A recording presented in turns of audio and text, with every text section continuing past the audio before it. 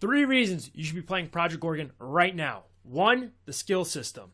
2, the classic MMO style. And 3, the community is literally to die for. So with that being said, you can literally X out this video and that's all you're getting from it. Later on, I'm going to be breaking down those three things in its specifics. And to show you that, below the video is each one of its time hacks. What's up, guys? This is Jason Blackwood, or BrothersXV as you know me on Twitch. And by the way, if you don't already, follow me on Twitch. Give me those likes and subs on YouTube, and let me know what you guys think about this video. Despite the fact that I stutter all the frickin' time, this is my first video time doing it. So let me know what you think, what you guys like, what you guys don't like, and just, leave those things in the comments below. I appreciate all your feedback. But seriously, like, sub, subscribe, and then on Twitch, just give me a follow and check out the video. I play Project Gorgon quite a bit, and there's a lot of other guys in the community that play as well. So go ahead, give us a check out on Twitch, and let me know what you guys think about the video. So I brought you to the Project Gorgon wiki page, and I'm actually going to be referring to this page a lot in the duration of this video. But I did it just to show you exactly how many skills there are in front of you in this game. Right off the bat, the only number I actually know is that we have 19 different combat skills. And we have, look at all these trade and other skills. I can't even begin to list them off. On top of that, if you pick something like anatomy, you have all these different types of creatures that you actually have to perform anatomy on. So those are separate areas where you can actually level up anatomy even further. But going right back into it, what this does is when you first start the game, it just feels amazing because you're you're swinging a sword, you level up in sword. Then you search your body, you level up in anatomy. And then you do this and you level up in that. And it's just like a very great feeling to have instant leveling. It's that progression that we all love MMOs for. However, what this also does is let's say now you're like me, I've got 60 hours in the game, and I've decided I want to push fire magic and necromancy right now. Okay? So I've been pushing that for the last 40 hours in game.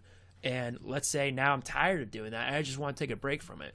Well, now I have so many other skills I can go to and just get that instant leveling experience that I've been craving for a while. And so it gives me that nice break that I've been looking for. So having a lot of skills in game also allows there to be a higher level of skill interdependence. And what I mean by that is best explained through example. And best example I can think of right now is cooking. With cooking, you need to be leveling up skills in fishing, mycology, butchering, forgery, possibly gardening, just so you can gather all the ingredients, assuming you can't buy it all as a new level player.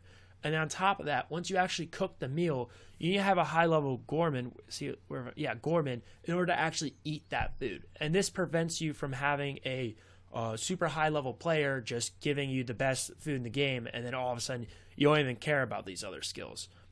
In addition, there's also super funny skills. Some of these skills will actually have you laughing out loud in person. For instance, we have alcohol tolerance.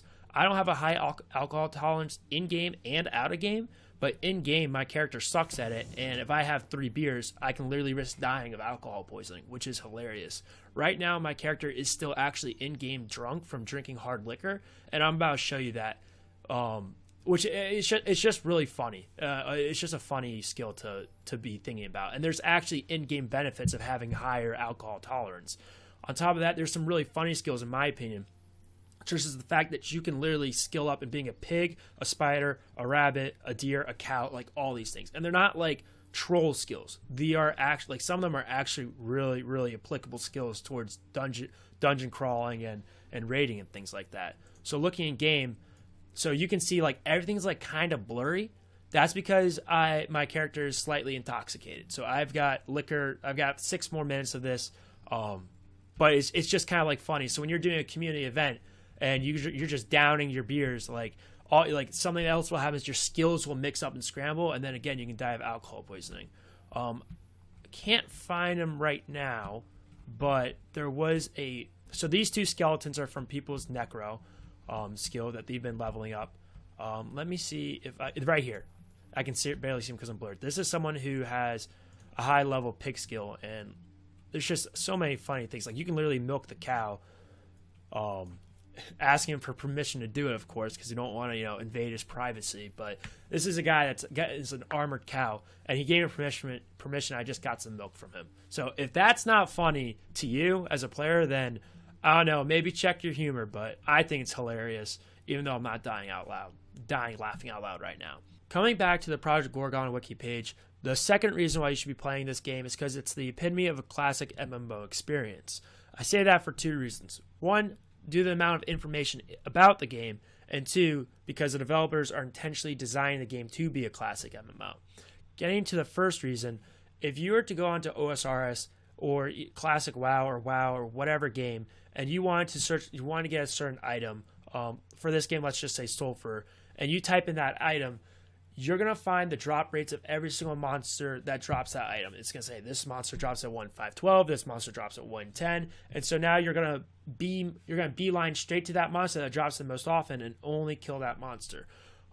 At first, that may seem pretty awesome, but what that does, it actually draws you away from the game, and you're not focused on finding as many in-game solutions. So if I go and type in sulfur, which is a popular item for me for leveling my fire magic, it's going to tell me like the locations and what monsters drop it, but it's not going to tell me the drop chances or anything like that.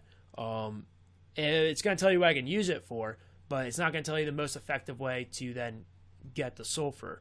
And what this also does, it forces you to use something called an in-game chat box. And I've actually used this chat box more than anything else in this game in order to get advice or figure out what to do next.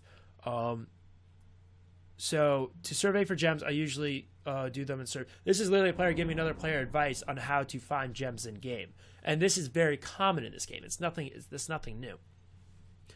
Going into how the developers designed the game, right now I'm on a quest. It's Hogan's request. I'm trying to find 2 ancient coins. So if I was to search for bronze coins. There's currently no information about the bronze coins. And maybe I typed that in wrong, but they're technically called ancient bronze coins.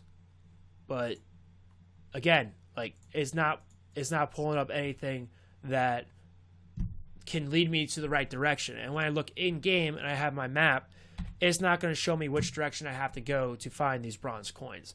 And so again, that forces you to then use the chat box and figure out what you have to do next. So the last reason, and really the number one reason in itself that you should be playing Project Gorgon, is because of the community. The community in this game is like another because everyone's so tight-knit, everyone's very friendly, and everyone's actually trying to help each other, probably because everyone's trying to figure out this game together still. But right here in front of you, you have one of the community events, which happens weekly, 2 p.m. East every Saturday. It's called the Poetry Jam. And what happens is everyone gets together and people make poems, and the poems will pop on my screen eventually. But as you just saw, the biggest thing is everyone gets free buffs. Everyone gets free buffs. Everyone has an opportunity to level up their dancing experience, their wind instrument playing experience, their beer drinking experience, their alcohol tolerance experience, it's called. And you see me playing my instrument, trying to level up that. But it's awesome. Everyone gets together, gets these free buffs, read funny poems, and it's just a nice community event. On top of that, see if I can take the right spot. Yep. This is a rerun, by the way, of my last stream. Another event that happened is my guild put it on. I didn't do much for it. I don't take any credit, but we had a guild event where people could eat food for free and level up their Gorgon experience, because that's very important for having more HP, more power to then level up, push through dungeons. But this community, literally, all it took was Banos, who's doing the checking, is he needs to check off to see if people RSVP'd or not, because the RSVP people get to go in first, eat the food, and then if you didn't RSVP and you just heard this event the day before, you can then go in and then eat the food that's still left. But he's like, hey, I need everyone get in a line so I can check off the list. And literally, the players, we just got in a line. I don't know any other game you can do this with. And it seems so minuscule, but this is literally like a representation of the type of players or the type of community that's on Project Gorgon. Everyone's working together. Everyone's trying to figure it out. And I don't know if my character turns around. Hopefully he does soon. Doesn't seem like he's going to. But this line literally goes all the way in the back of the casino, which is the location I'm at. And it's just incredible to see a community do that. You don't see it in any other game. And you're not going to get a community like anything else, anywhere else other than in Project Gorgon. So there you have it. Those are 3 reasons that you should be playing Project Gorgon. On top of that, if you are not sure if you want to play it yet, check out other videos. I know my friend Zednal and One Pure have also made their own videos that you should be checking out. I'll link those below. And on top of that, there's also a free trial to this game where I believe you get your skills up to level 15. But what happens is when you first start the game, you end up on Tutorial Island, and just getting off Tutorial Island will give you enough in-game experience for you to be like, I like this game, or no, this is not a game that I'm looking for. So with that being said, thanks for watching the video. Thanks for sticking through it. If you're watching this, then I applaud you for getting through, my boring voice. But let me know what I can do to get better at making videos. And again, follow me on Twitch. That's where I make a lot of my content. I play a lot of Project Gorgon, and I love to answer questions there. So without further ado, I'll see you guys later. Take care. BXB.